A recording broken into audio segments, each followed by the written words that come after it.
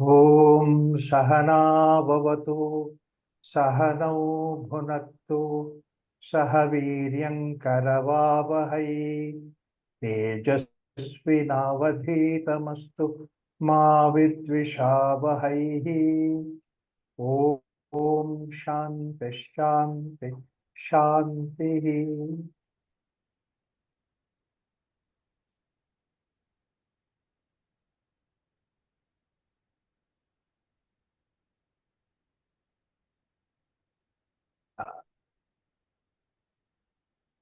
Like every other Upanishad, this Upanishad is also sadhana oriented. Sadhana becomes very important in this case. And particularly the first Upanishad means it actually gives a great importance to this idea of sadhana. The starting mantra itself, the Shanti mantra itself, is an indicator of one very important thing. That is, the Brahman is Purna. That means there is nothing that can be added, subtracted from Brahman. It's always full. Consciousness is full. And then Purnamidam, that means individual is also complete, full. Jivatma is full, Paramatma is also full. And the connection between them is that Jivatma comes from Paramatma itself.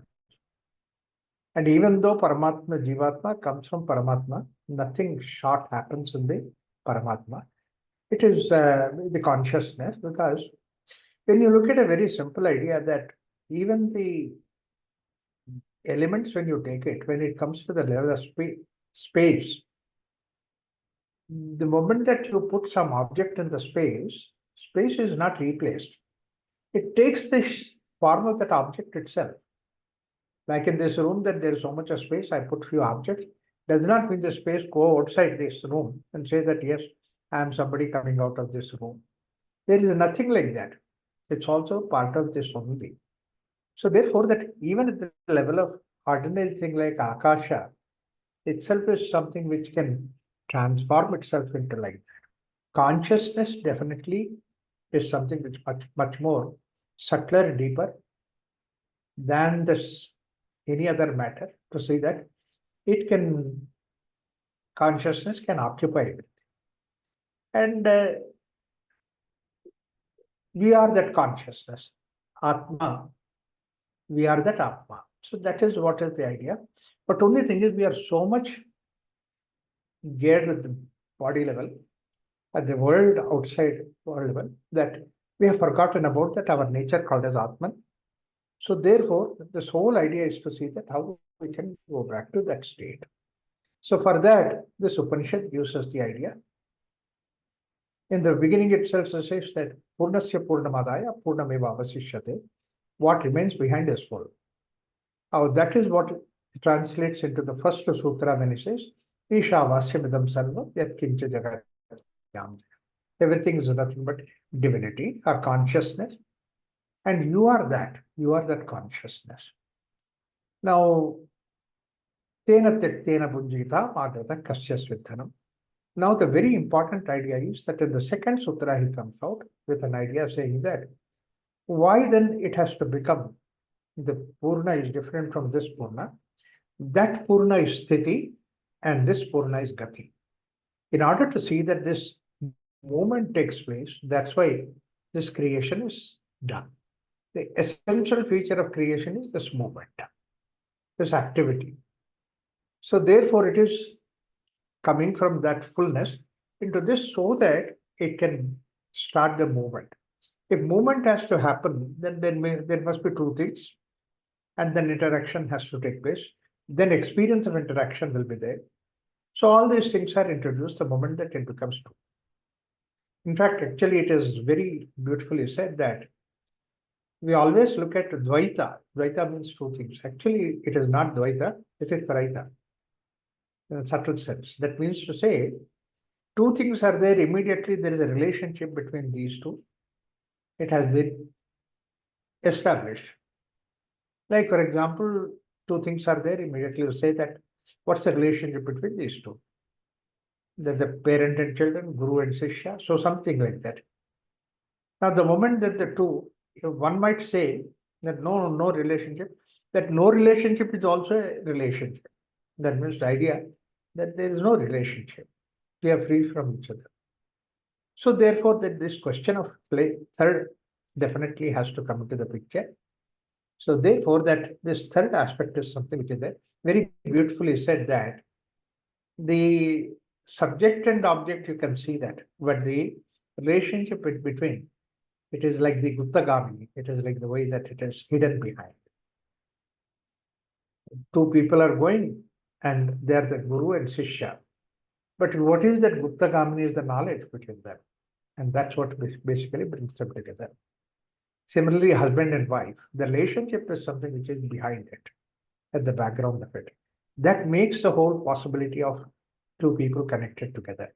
So this is how essentially the third is important. And the third itself is something which is the manifestation of the divinity. If you can maintain that third is something which is extraordinary, then we are achieving that idea of Brahmasthiti, Atmasthiti. So, in fact, between these two, what is called as rasa, Upanishad also says this idea, raso vaisaha, rasam evalam tvarandi bhavati. It's that wonderful relationship between that is the one that gives us the ananda. Like the way that the food and the hunger, that there is a nice, wonderful connection between them. That connection is what is called as rasa, raso vaisaha. That divinity, saha means the consciousness or the Brahman is that, the God is that. So therefore, this third aspect is something which is very important. And he says that as long as that we are here, we continue to do the activity. That's what is the main difference between the unmanifest Brahman to the manifestation. Manifestation is gati and unmanifest is sthiti. And we are also basically deep inside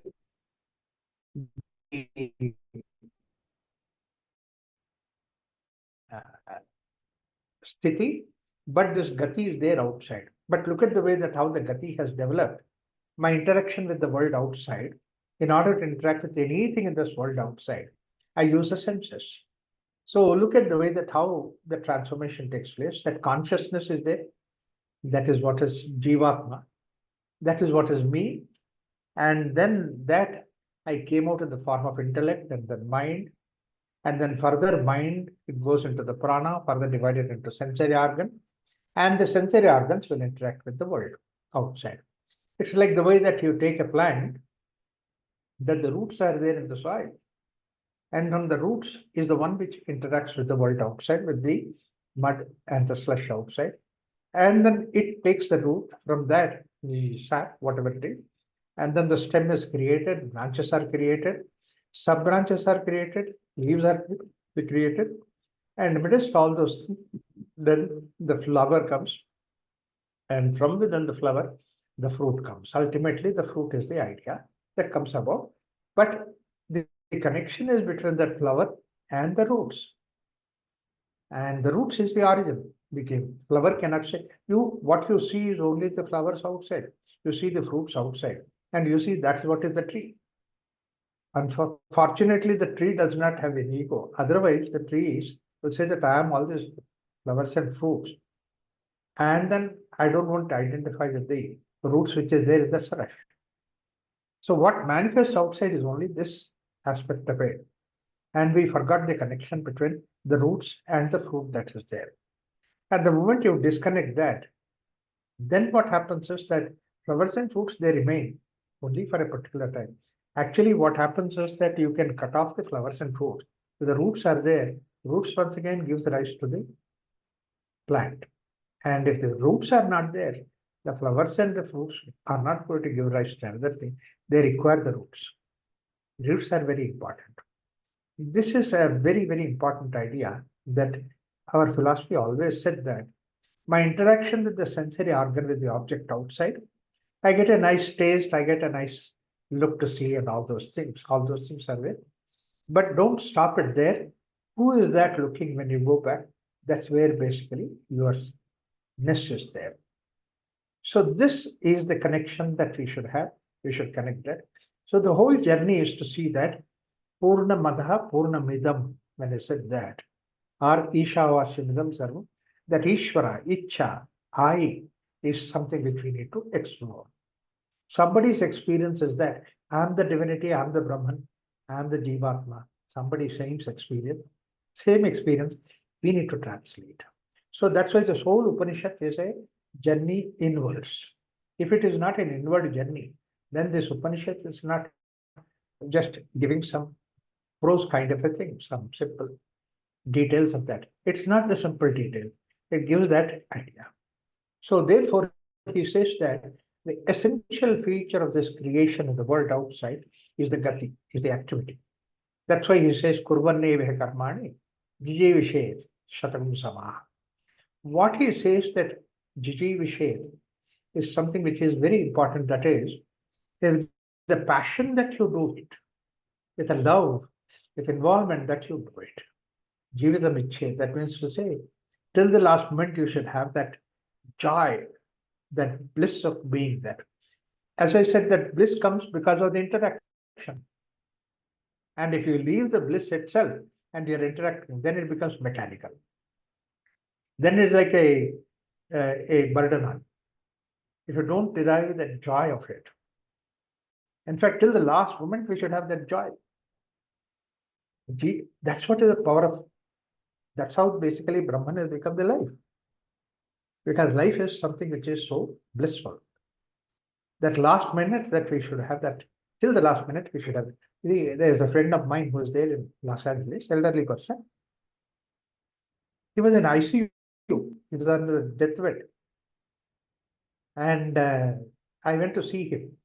And the moment he saw me, he had a smile on his face, a big smile on his face, looking at me and all that. And then I came close to him. Then he asked me the question, what's the T20 score today? Look at the way he's in Los Angeles. He's an Indian, but interested in cricket. But that's what is the kind of joy. Till the last moment, we should have that Jivitam Ichhet, Jiji Vishet, for 100 years. In fact, one life is say 100 years. What's the important idea of that joy? The joy is this way. It indicates I'm complete, I'm full. That joy is the indicator of Purnamidam. If you are full, and that's why we have traditionally also that the house, when we complete it, and it's like a joy moment. Therefore, we use the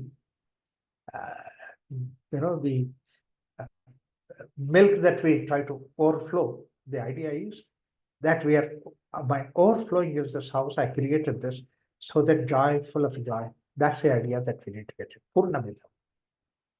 In fact, in that context, I also beautiful incident from this how we should be positive about this is that Anand, the movie, long time ago that movie was there, but it's a very impressive movie.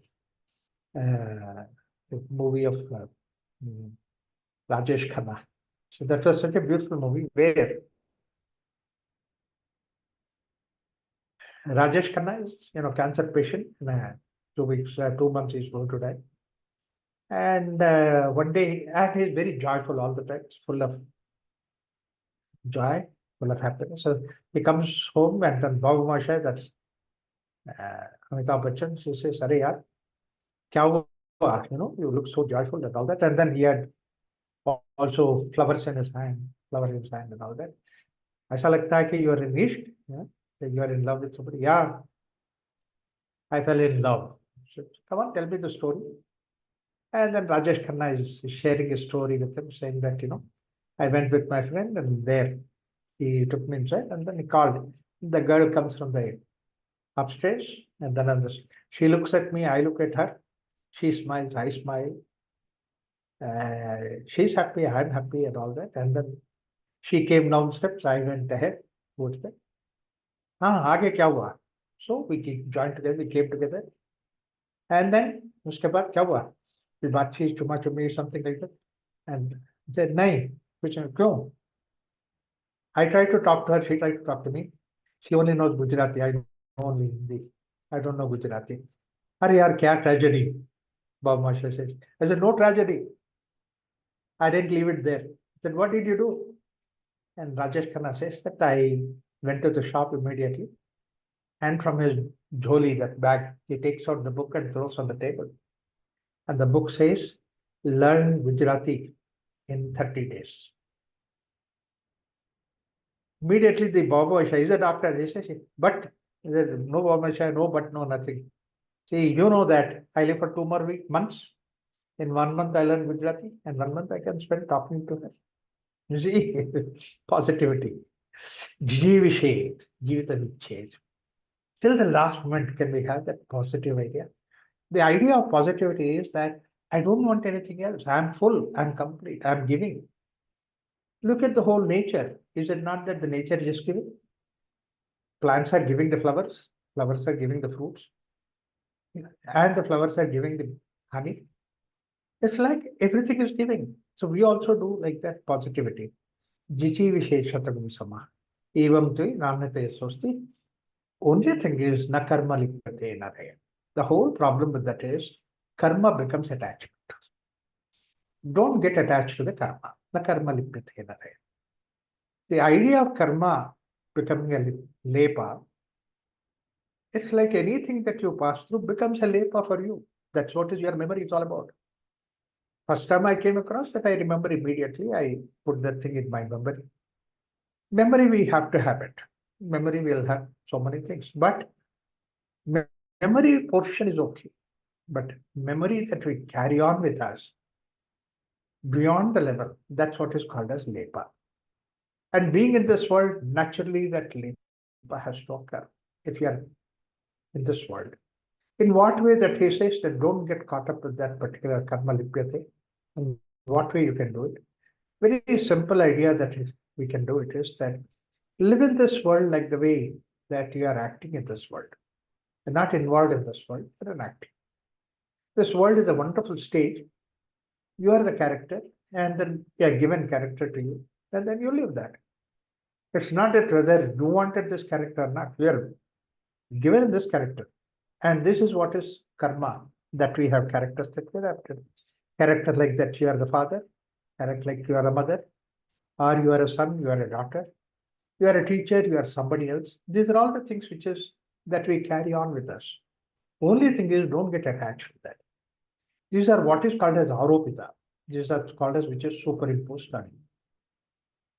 And then we become one with that. And this superimposition can be at so many different levels that we have. And what is that? Like, for example, the society gives us certain things. First of all, that you are given a name, that itself is something which is given to you from outside. It's not you. You are behind all those things. It's not you, it is just given to you. But we get caught up with that name. If somebody messes up with my name, immediately I get irritated, I get upset, I get disturbed. And the society has given you something what is called as a religion. So society gives you certain ideas. It's okay, but it's a label again. It's not you. You are behind all these things. And apart from that, there is a role to play. Even these things are given to you. Like you're a father, father's role, mother, mother's role. And when you become you identify with that role, then you get caught up with that. Don't identify with that role.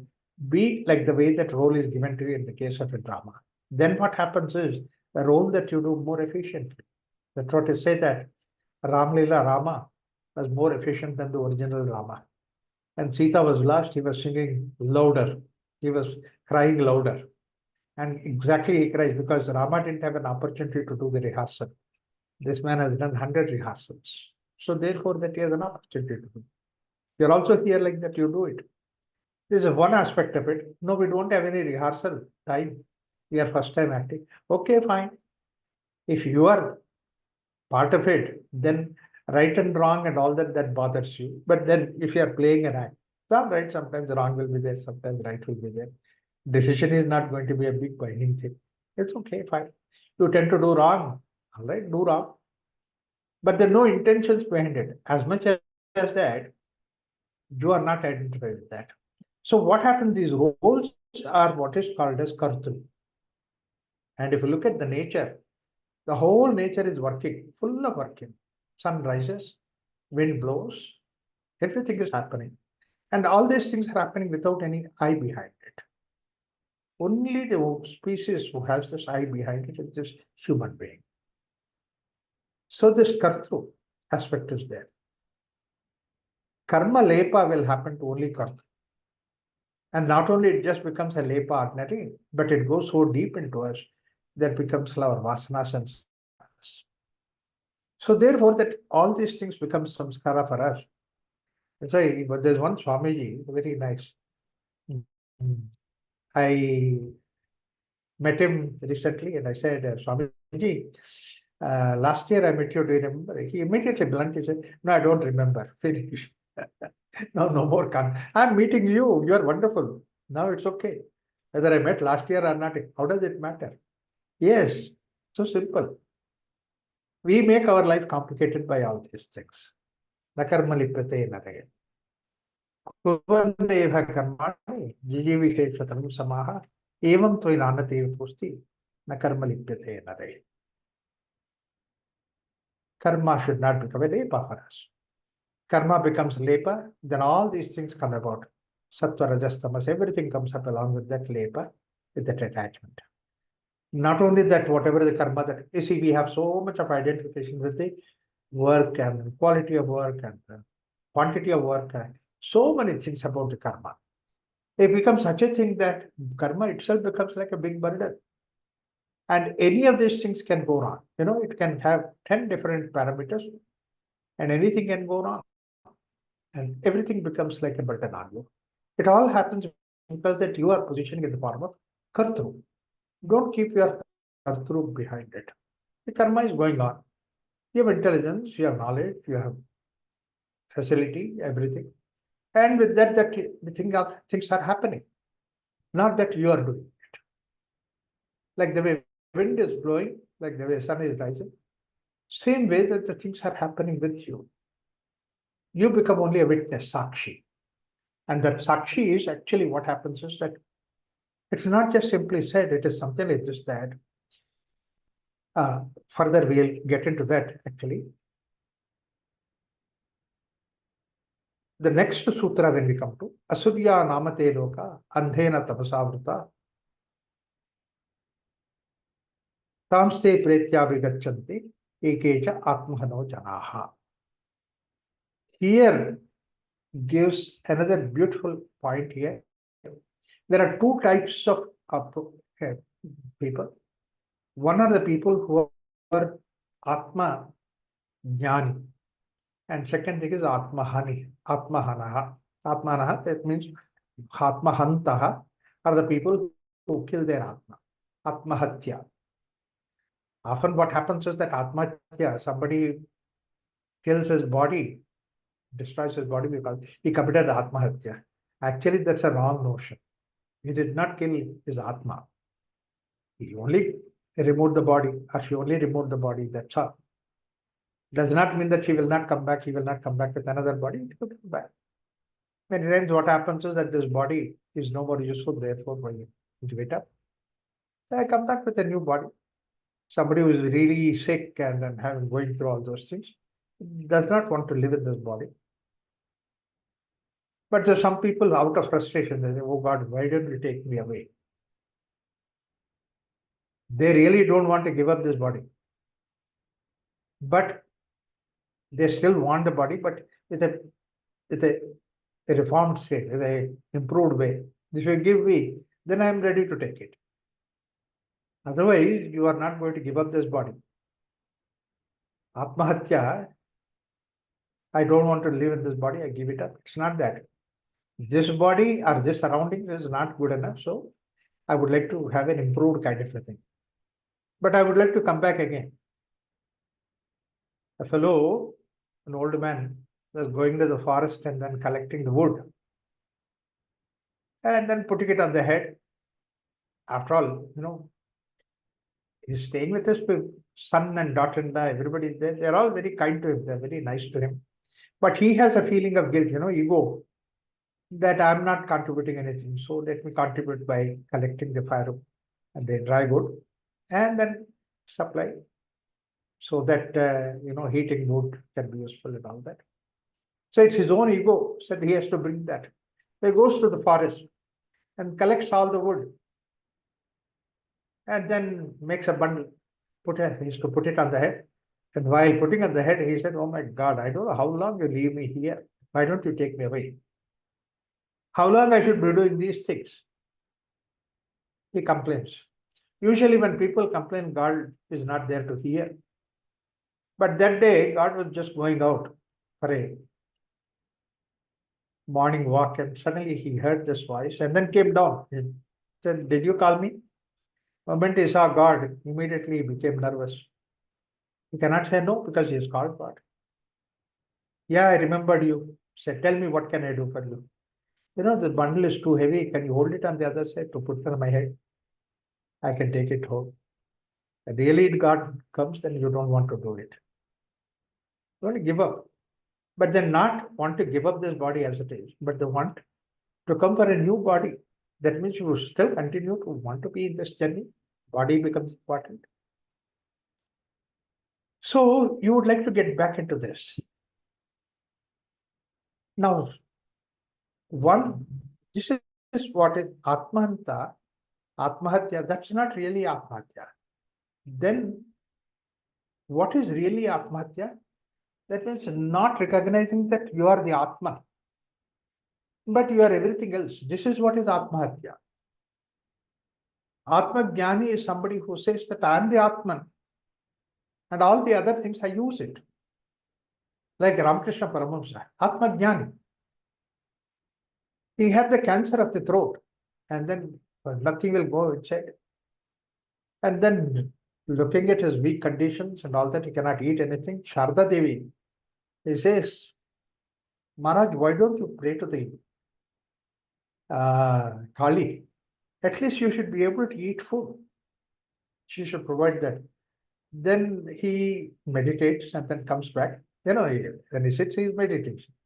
And with a smile, he says to Sharda Devi, his wife, he says that, "Mother says, you are already eating with thousands of mouths. One mouth out of which is not there. Why do you worry about it?" He said, be satisfied with that. Same thing happened with Ramana Maharshi. These are all the people who are Atma Jnanis. Atma Jnani is somebody who thinks that he is Atman. And his body is there, useful. And one day it goes away, finished. Same way Ramana Maharshi also, he had an abscess on his shoulder. And then people looked at it and they said, this body is anyway, it's already lived for such a long time, it goes away. Don't worry about it. But they said, no. Doctors are there who will remove this abscess and then repair it and all that. Then finally, then they did some surgery. But then that surgery did not help because it's actually cancer. Further it spread. And when they said, they felt very sad, they were crying, said, "Swamiji, what is this that your cancer is not healing?" Ramana Maharshi smiled. He said that, in fact, God wanted me to be freed from this cage. And I'm getting freed from this cage. Why are you crying? What a beautiful expression that he has given. So we are caged in this body. And the more and more that we identify with the body, that means we are identifying with the limitations of this body. So as I said, that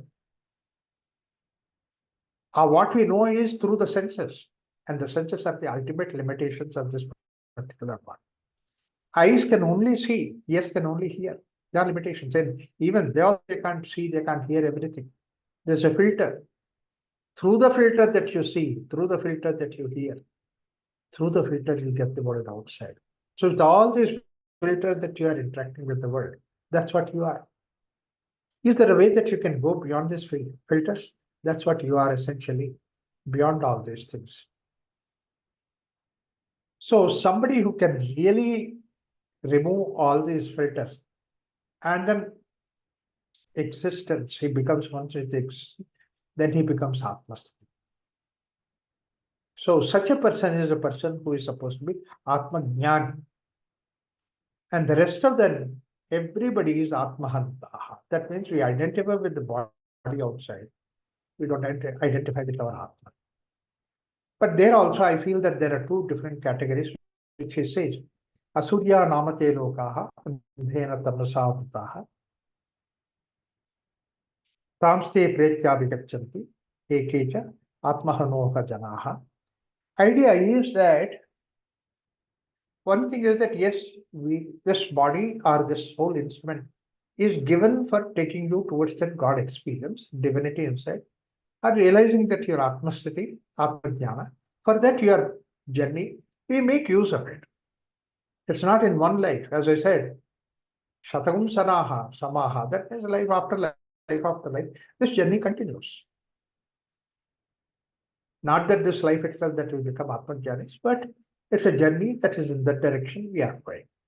Slowly and steadily, we come out of our identification with the world outside so that we identify ourselves with the Atmasthiti. This journey has to go on. But one who does not even think of that there is something like consciousness, something like Atmasthiti, and then I need to get into that. There is something like God within me. I need to realize that God. If somebody who doesn't have that, they are the people who are really Atmahatta. In fact, they're worse than even animals. See, what happens is, animal also does not recognize that he is consciousness. Of course, any animal is also consciousness. Any living being is a consciousness. Everything there is consciousness, but they don't realize that. Even though they don't realize it, they have one thing is that they have inbuilt mechanism inside that. So therefore, they have at least certain degree of control within themselves. They don't abuse their body. They don't have anything negative about that. They're all right. Like for example, even a wild animal kills a simple animal for sake of food. It's not looking at us the I am mighty and this fellow is not mighty, therefore I can kill it. There is no idea like that. There is no ego of might that the mighty animal has it. It's only the food, therefore I eat. That's all the simple thing. But if the same thing happens to the human being, his might becomes his arrogance. His knowledge becomes his arrogance. Everything becomes his arrogance. The moment it becomes arrogance, then he can destroy the world outside. This destruction, animals cannot do it, but the human being can do it. This is what is called as asura. What is the difference between the sura and asura? In between there is human being. And on one side that there is sura, that means to say divinity. Divinity is that which will help people because you see that if I am consciousness, the other is also consciousness. I'll help. I'll see that they become better. So a lot of people do this kind of thing to see that the world becomes a better place. You give to the world. Large number of people are there. A small number of people are there, people who go for self-realization. A large number of people, they recognize that the other species on this earth, everything is nothing but divinity itself, God itself. Let's try to go and help them. This is what is the idea that society is all about. But then there is another small little fraction of people who are there asuras. And these asuras, what is that? They don't have the knowledge of consciousness, knowledge of self, knowledge of Atmasthiti. And that knowledge of Atmasthiti is what is called as the sun. Surya is this knowledge. Sun is that knowledge. And they don't recognize this knowledge, therefore they are called as asura. You see, sun is something which shines everything, gives the whole knowledge. You see, when the sun comes up, you can see the objects, you can see the contours of the objects, you can see the colors, you can see the various combinations. All those things are possible only when the sunlight is there. When the sun is not there, you don't see any of these things. In the darkness, everything has become one, homogeneous. You don't have any picture of that. This is what is asura. Asura is that there is no discrimination. Everything is homogeneous. There is nothing like good, nothing like bad. Everything is horrible. And then go on. Only thing that asura is that he hurts somebody and gets a joy out of it. And that can be not only that he uses his knowledge, his intelligence, his religion also for the sake of hurting somebody. In the name of religion, you hurt somebody, get the joy out of it. This is what is asura. So these are the three different categories. One is the asura, other is manava, and third is the sura. And that's what's the journey towards that is what is spirituality. And beyond that is consciousness yourself. So these asurya namate lokaha andhena tamasa avrutaha is not only the in the darkness, it does not, but he is also completely enveloped by tamasaha avrutaha. That means is completely covered by tamas. Nothing enters into his head. Everything only negative that goes into his head. His surroundings, his company, everything is nothing but negative. This is what is asurya namate loka. So therefore, asuras are the people who are on the negative side. In fact, we have in our scriptures, if somebody can be educated, he is in the middle area, you educate him, improve. And somebody goes into the level of asura, only thing that can happen is that eliminate him so that he will have a chance to come back into the better world, better tomorrow. That's why we had again and again incarnations coming and trying to remove all that is supposed to be asura shakti, asura forces. So these are the two things. One is called as the Atma Anta, and the other is Atma Jnana. It is said that only the human being, only the human life is something who is capable of going towards that Atma Jnana. Seeking Atma Jnana, that's what is possible. Actually, what happens is that as when you are born, you don't have anything about the Atma Jnana or anything. That you are born just a clean slate. Now it's up to you to see that how you can get the opportunity to see that you can grow in that direction. And that journey is what is given in the form of recognizing this, going in that direction. So that's why now, as I said earlier, that the Upanishad is now setting a direction for us to live in this life. Life is work, and the life has these qualities, and then you can go on the other side of Asura, but you have a possibility to go towards the Sura, towards the Jnana, and Atma Jnani that you can become. So this is the journey that you can go in that direction. Now, how to go in that direction?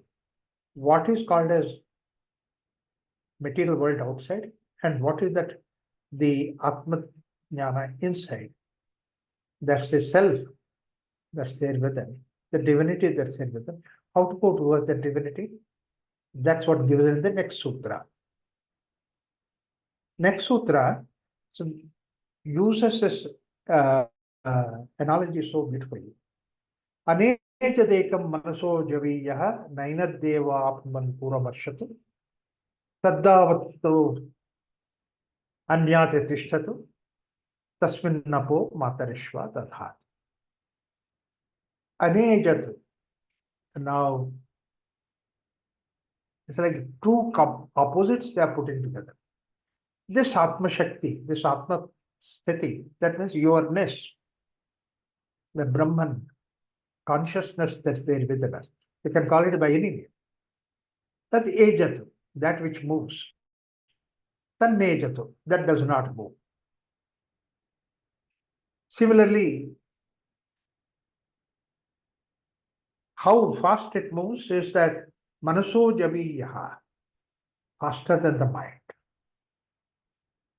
The very beautiful indication about this faster than the mind is Nainat Deva Apman Purumarshatu.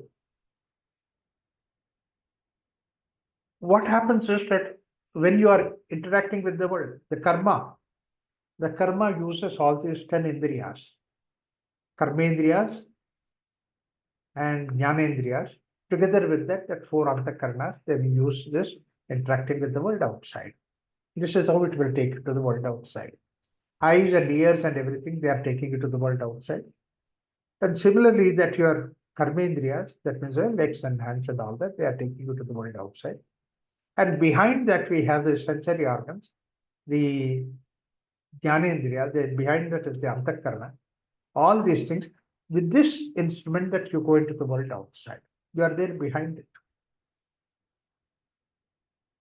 As I have given the earlier that example of a plant, roots are there in the soil, and from the roots the stem comes, and from the stem branches come.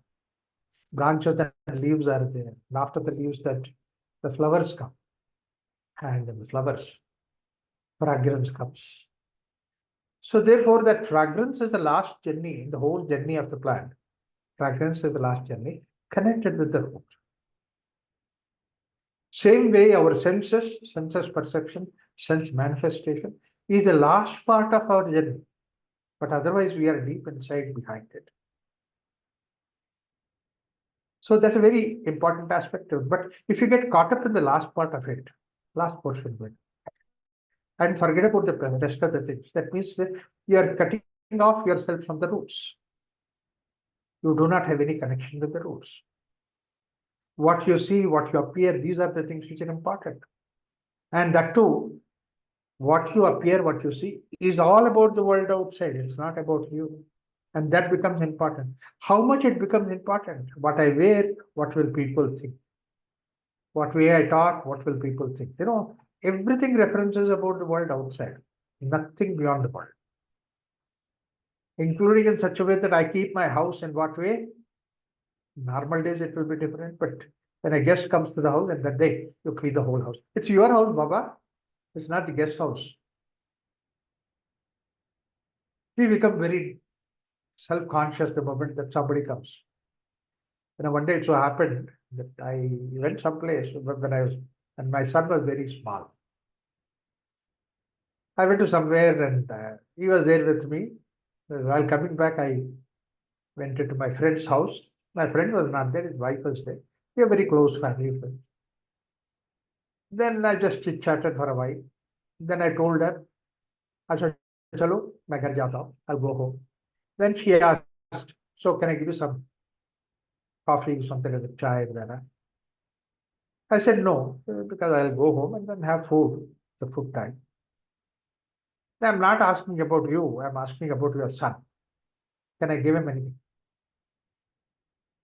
Milk at less. Said no, because he will also have to go home and have food. Then I give him food only. I don't give him food, we are going to have. She immediately stopped me there. She said, "Look, every question you are answering. Let him say whether he wants food or milk or something." So, Baba, yes, you can ask him. There's freedom. Then she asked him, "What can I give you, milk or food?" He said, "Food." Oh, I'm in trouble because I know that how mess he makes up. And then she said, "Dekho, he's wanting money, food, and then you said you want to take him out. तुम तो बहुत खराब आदमी हो." He shouted at me. "All right, you have it." Now I see that he will have a music. He played and all that food. And to my surprise, he was eating so neatly, so nicely. And her son, who is also same age, same going to the same school, he was sitting there and watching him eating. And so far it was okay. But now really problem was when she said to her son, "Look at Amrit, how nicely he's eating, and you make a mess around." Poor fellow has to hear all those things because of. But that boy was very confident. He replied to the mom saying that, "Mom, he's eating in somebody else's house." Children know the trick behind it. We do for the sake of the world outside. So turn inwards. Senses are there, world is there for interaction, but that's all. Don't get caught up with that. This is what is nakarma lipyate, right? Karma phala. What is the karma result? What is the better way of doing it? What is the less better way of doing it? I mean, hundreds of formations that can be there in the world outside the karma aspect. How many ways that it can bind you? Think of it. So, is there a way that you can turn around? In fact, this sutra will give us this idea. Now, before even that, I'll tell you that this movement is taking place. How do you recognize that there's movement taking place? Because that you are taking, any movement is recognized only from the plane where there is no movement. If there is no movement, from there when you look at it, you see the movement outside. So the moment that you recognize moment, recognize that because age at whatever that moves, now age at behind it there is nothing moment, and both these things are here only. So do you identify yourself with that which moves, or do you identify yourself with that which is watching the movement behind it without moving? I was saying of somebody in the railway station, the train. I got into the train and suddenly saw the train moving. I said, "Arre Baba, now train is moving, so let me get down." Then that person said, "Raghuram, no, our train is not moving. You are watching other train that is moving. So therefore, we look like our train is moving. Look at the other window, platform side. We are stable, we are steady." See, the movement is recognized against something which is not moving. You are not moving. Now the question is that you can identify yourself with that not moving, or you can identify yourself with that moving. So much we are easily identified with that moving. Our train was steady. It's not moving. The other train is moving. But I was feeling every, every movement of in this train. There is nothing like that. But I started feeling it. You see how much the moment that you identify, all the other things go along with that. How many ways that you are deceived by the world outside. So therefore, I only looked at the other window where this railway platform is there, and we are stable, we are steady. Simple thing. Similarly, like that, can you recognize that any movement that takes place, don't identify the moment, free yourself from that, and then you are watching the moment. You are witnessing that. You feel hungry. Normally, what happens is we get identified with that hunger so easy. I must have something. I must eat something. If I don't eat, then I will get headache. And if you don't feed me right now, I'll become your headache. Essentially, this is what we identify with the object outside. Can you withdraw from that? What you see, what you hear, everything is something which is outside. And then withdraw from that, come back to the senses. And this is what, how much that this is so fast identifies with that. Manaso javiyaha. It's a very beautiful word. That means even the mind, it is faster than what movement in the world outside is faster than the mind. It becomes faster than the mind. Now, in fact, in the world today, there is nothing which is faster than the mind. We know everything is the fastest is the mind. Mind, and we don't have to prove it. And you sit down for meditation, you see, the moment that you sit for meditation, the mind is already in USA, Los Angeles, working with something, or maybe somewhere in Europe, or even go to Chandrayaan also once. All that is possibly that we don't have any colonies there, otherwise it would go there. Why it happens like that? That's the fastest of the mind. But even that mind, you see that it's moving. You say that you are complaining that mind is going so fast. Mind is running helter skelter.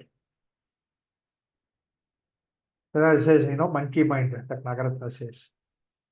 Faster than. There's one fellow who was actually having these monkeys, made them to sit down, eat the food in order and all that. I said, you can control the monkey, but you can't control the monkey mind. Faster than mind is like that. But even that mind, which is faster than so anything else on this earth, if something can watch, that means you are not the mind, you are behind the mind. Here, when they say Manaso Javiya, it's not only the mind, intellect, everything connected with the Karnas. You are behind all these things. That's why you are somebody who is subtler than, deeper than, higher than these things. And that's what you are. Don't go with that which is moving, go with that which is not moving. Everything in this world, you can see that which is moving, and then you identify with the moving. Look at the way your life. You are only a child, and you only become adolescent, and then become adult, youth, and then adult. So this movement is going on. How do you perceive that this movement? Because you are somebody behind it. We are not moving behind all these things. So therefore, that all this movement takes place. Now, when you look at all this movement, then you can also recognize that with a bit of a imagination, you can see that the same way, death and birth also, that there's a movement. Birth is a movement. And then one day death happens, it's also another movement.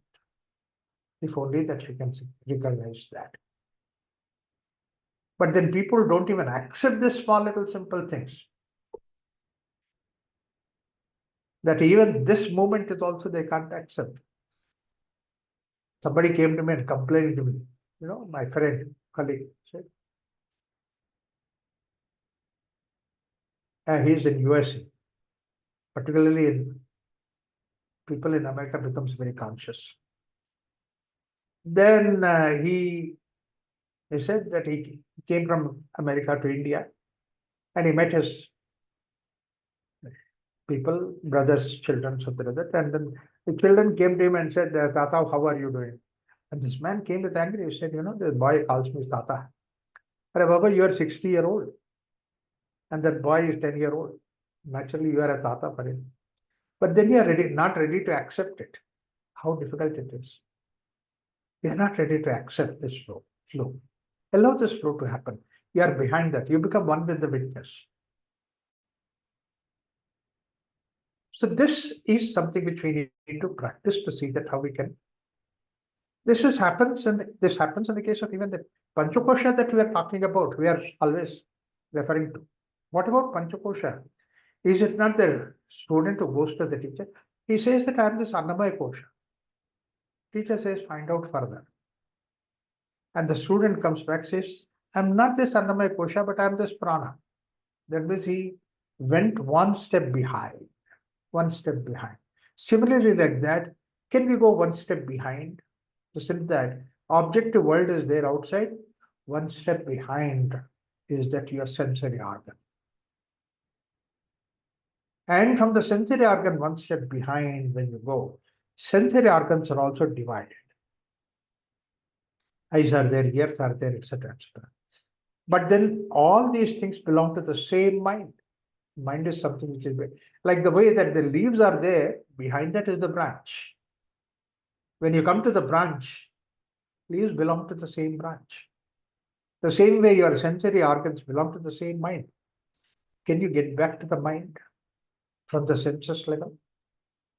So that the changes in the senses level, you can easily not get caught up in that. It's okay, fine. One behind that. So therefore, that this way, can we go behind the mind and intellect? That's why Manaso Javiyaha, you are somebody behind the mind. The whole practice of yoga is to see that the mind has various words. Mind has various pictures. Can we go behind these words, behind the pictures? That's what is the way that you can go to Manaso Javiyaha. You can understand that. You are subtler, deeper, greater than the mind. Because basically what happens is mind, intellect, they all work with the reference in the world outside. It's all about the world outside, nothing beyond that. Either the past or the present, it's all about the world outside. Some people get caught up in the past all the time. They keep saying that, last year also it happened. 5 years back it happened like that. Who is bothered about it? Who asked that? But then they're interested in talking about that. Or about their dreams in the future. I'll have to do this, I'll have to do this. Both these things belong to the world outside. There is nothing which is outside this world. And that means all these things with reference of the material world outside the sensory organ. Whether your memory or the dream, everything is outside the sensory organ. Only thing where it keeps you in the present is when you are away from the past and the future, and then you are in the present. Whatever is there right in front of you, you're just watching it. It's a very beautiful thing. It says that when the mind goes to past and future, it is called as chintana. Whereas when the mind is in the present, it is called as chinta. Chinta is worry. When the mind is now, it is called as Chintana. Chintana belongs to the present. Chinta belongs to the past and future. Chinta troubles you. Chintana is here, now, right in front of you. Normally, what happens is we are not there right in the front.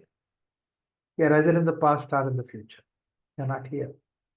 This is the difference between Chinta and Chintana. Chintana is now being present. That is keeping yourself in the present.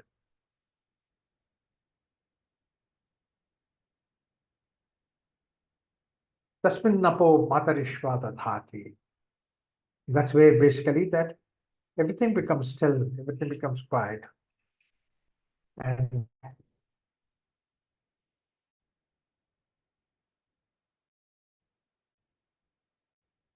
the room Nishchalamidam, that's why Shankaracharya says, Anejatu, that which does not move. Ejatu, that which moves. And Atma is something which is doing the Chintana. Atma is the one that means directly whatever that you see, you are not caught up anywhere in between, but you are going back to the self. So therefore, this Upanishad is not asking you to go away from the world, but interact with the world, but always identify yourself with the self, not with the object outside, not with the mind, not with the intellect. Patanjali also goes the same way, tells us the same way. Even Taittiriya Upanishad also gives us the same thing, right? You are not the mind, you are the intellect behind the mind. De-identify yourself with the mind. That's why Annamayam Atmanam Upasankaramana is withdrawn. Rise above from the level of Annamaya, identification with the food.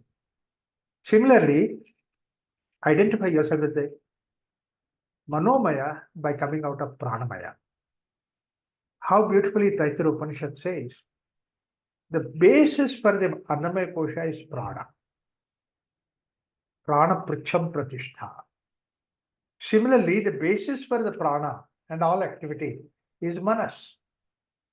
And basis for us is the Buddhi. Now, basis beyond the Buddhi, then we go, Ananda. Ananda, when you go beyond that, you become one of the self. So, Anandamaya Atmanam Upasankramati. Manomaya Atmanam Upasankramati. Vijnanamaya Atmanam Upasankramati. In fact, in Taittiriya Upanishad, this Vijnana and Manas are separated out. But whereas in the another concept, all these four, Manas, Buddhi, Chitta, Ahankara put together, it makes it one Antakarana.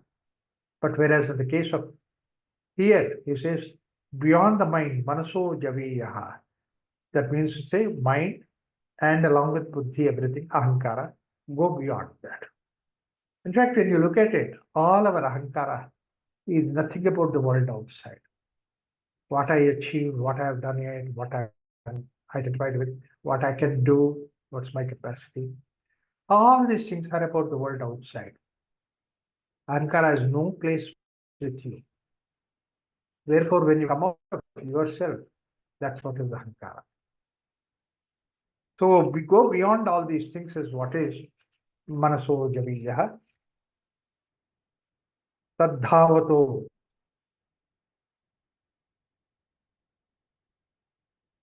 Now it is like the wheel. Such a concept of wheel is the ancient concept in Indian philosophy always worked. When you look at the wheel, there is a portion of the wheel which is constantly moving. That's why it is called as a wheel. But all that which is movement that's going on is based on something which is non-moving. It is at the center. And that's what is the axle. Axle doesn't move. If axle also starts moving, then that wheel is useless. Axle should not move. And this phenomena you can see anywhere in the nature. Like for example, this twist, whirlwind that comes. There also you can see that all the objects are moving in the circular fashion all around. But at the center of it, there is a silence that is there. That silence has a center around that, all that which moves. Same way, the same concept is given in the philosophy also, saying that The creation is nothing but which is a constant movement, but it is based on something which is not moving, and that's what is Brahman. Another very important aspect is that movement has to have 3-4 important aspects of it. 4 important aspects. One is that movement needs a change. That's why the movement takes place. Brahman doesn't require any change. Therefore, there is no movement in Brahman. It is called as sthiti, and this is what is gati. And second thing is movement takes place only to see that how freshness is always brought about. Freshness is always brought about. Like for example, the autumn comes and all the leaves fall. Spring comes, fresh leaves come. Sun goes down, night happens. But then again, sun comes up, day happens. So again, this moment, the freshness, everything spring is something which is making it fresh. Fresh happens where something is already deteriorating, that the fresh. Brahman is never deteriorating. Atman is that which doesn't deteriorate. Look at Atman, yourself. You are there as a child, you are there as an adolescent, you are there as an adult, you are youth, you are there behind all those things. It doesn't touch you. You are that one behind it. And third important thing is that the movement takes place only when there are boundaries. You create a boundary, then movement takes place. And whole creation is full of boundaries. Then only the karma happens because the boundary is there. Simple thing is our eyes have boundaries, our ears have boundaries.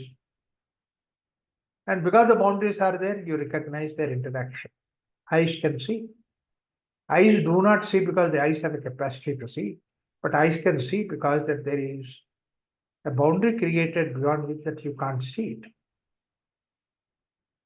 That boundary is the thing which makes the eyes, the boundary is the thing which makes ears. We have the boundary of the body, therefore the touching sensation works. So all the activities take place because the boundary. Actually, very funny thing is that an object is there because of the object not being there. Object not being there, therefore you see the. You see anything, actually you are seeing the contour. Where the object is not there, you see the object, you recognize. Whether you recognize a face, you recognize an object, everything it is like that. If there is no boundary, there is no question of object at all. So boundary is the one which creates. Boundary is the way that you create an object. So therefore that you go beyond the boundaries. Then when they say beyond the boundaries, that means to say there are two things possibilities. That's one is boundaryless state is what is called as shunya. And boundaryless state is also called as purna. Buddhistic philosophy and others, they said shunyavada. They said there is nothing. They removed the boundaries, so therefore there is nothing. It's like every object merges into the darkness. So that's what is the concept that they have. Shunyavada, Theravada. Whereas the other concept is everything is nothing but divinity itself, all encompassing. This is what is Vedanta. Either you can make everything as Shunya, make everything as Purna. Both these things are same thing. That's what Yoga Vasishta gives us very beautiful. It's all within you that how you feel it. Antapurno Bahishpurno Purnakumbhai Varnave. Inside is also Purna, outside is also Purna. It is like the way Purnakumbha. Like you take a pot of water, you take a pot and put it inside the ocean. In the ocean, that inside is also water, outside is also water. That's what Yoga Vasishta says. Antapurno Bahipurno Purnakumbha Ivarnave. Arnave is actually ocean. The second thing he says that Antashunyaha Bahishunyaha Shunya Kumbha Ivambare. Like you put the pot in the sky, inside is also space, outside is also space. So that's what is Shunya. So the concept of Shunya in the Vedanta is not a negative Shunya. It's a concept where it can fill it up with anything. It can take up anything. The possibilities is what is called as Akasha. Akasha, often people translate as Shunya. Akasha is not Shunya. Yatra Vakasha iti, that is Akasha. That which has got possibility. Moment you say Akasha, it can take anything, but at the same time, it is not touched by that anything. All kinds of colors are saying on the sky that you see. Setting sun throws so many different colors. But you mean to say that those colors, they color the sky? They don't color the sky. Sure. Sky remains as untouched by any of those things. And that being not touched by anything is what is called a Shunya. Shunya is not having nothing, but a Shunya is not being touched by anything. That's the idea. Unfortunately, a lot of people take the Shunyavada, that there is nothing, so they have tried to eliminate everything. They try to reject everything. As a result of it, what happens is they become nihilists. That means to say, they only see the negativity around. But in the Vedantic idea, the Shunya is something which can become anything. In fact, such a beautiful concept of Shunya.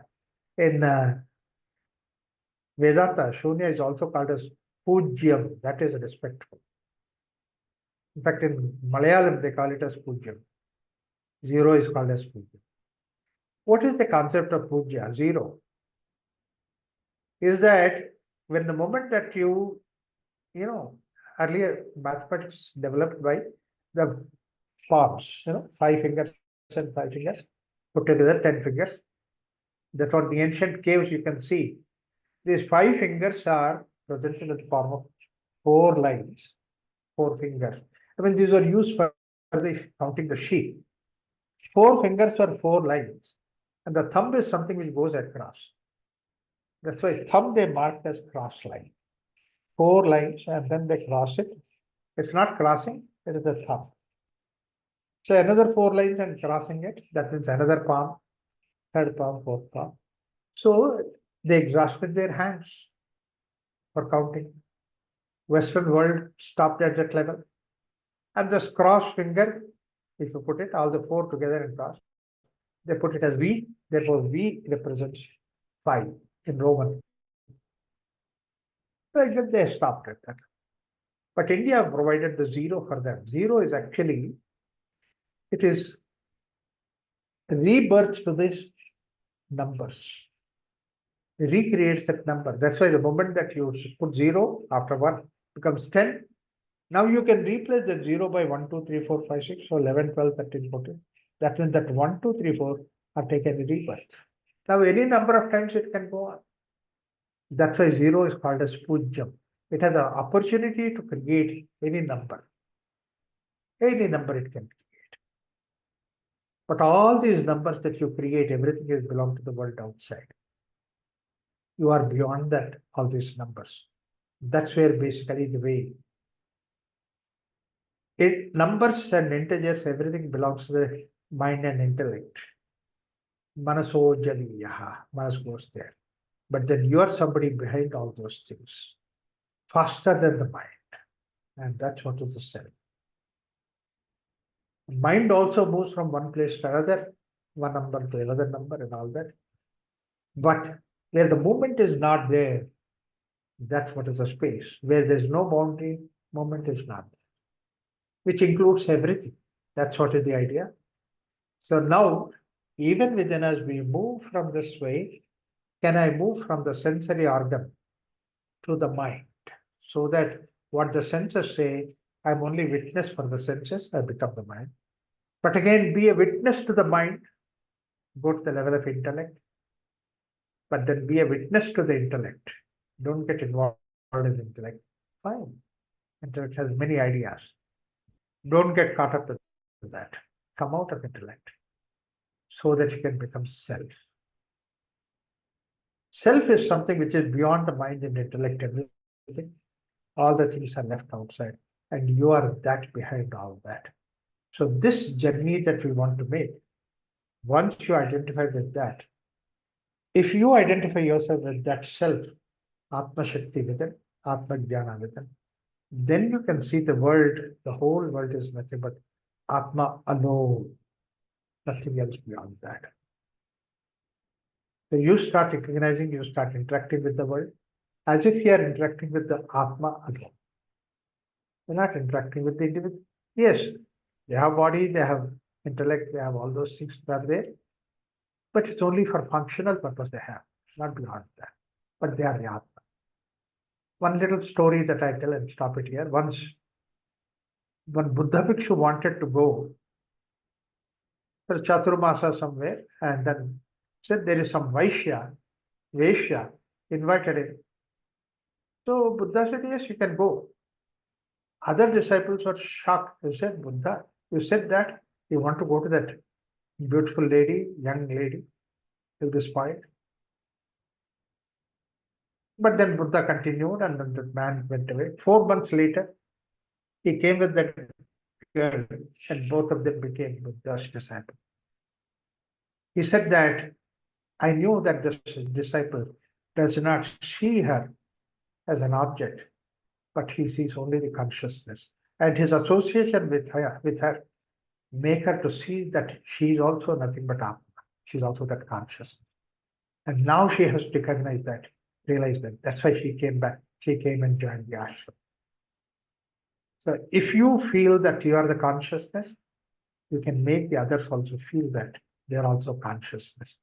Atman is the thing. This is what is called as Atmajnana and Atmahanta. There's a big difference. So now further, various ideas Upanishad gives us to see that how this journey is made possible from gross world to the subtle world. Like the way Annamaya Kosha to Anandamaya Kosha, here it goes from the objective world outside to the subjective self inside. We'll continue the discussion as we go ahead. We stop it here at this level. Thank you so much. Om Shanti Shanti Shanti.